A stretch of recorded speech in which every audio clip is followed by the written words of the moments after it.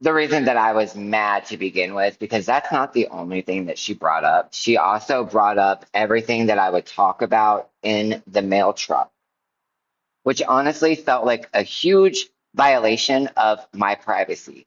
Now, I understand that y'all are making sure that these people are mentally stable in order to do their job, considering what I talked about in the very first video about going postal.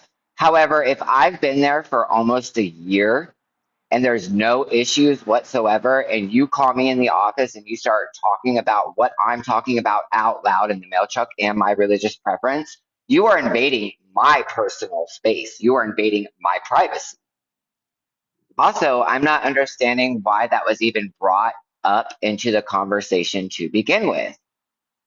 If it was about something that had to do with my work, that's understandable. But when you start bringing other things in that outside of my work and what the job entails, there's issues there. I didn't say anything, I just let it go.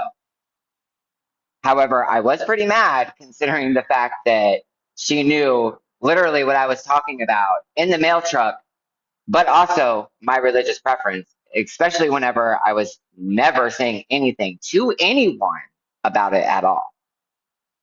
Also, I have to do a backtrack. Whenever the first grinder messages that I showed y'all, I did go in one morning to my trainer the first time I've ever talked to him. He came in and I was like, hey, can I talk to you? And there was already tension between me and him because of everything that had happened. He ended up coming to my station and he barely listened to me. He did yell at me, which I understand. Like I said, he had every right to. However, I did explain him the situation and I did tell him what was going on.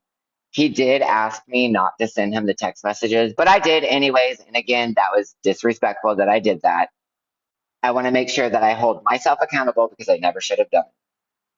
The lady next to me, whenever he went off on me in the cubicle, she was like, wow. She's like, I've never seen him really that mad before. And I was like, I didn't even mean to make him mad. I was just trying to tell him my situation and everything that I was going through, and how somebody was trying to make it look like I was talking to him. If it was him, if it wasn't him, I'm still not sure. But considering the second messages on Grinder, it literally states something that my ex would state about how I love somebody that never really loved me, because I honestly didn't love my ex. I didn't know what love was.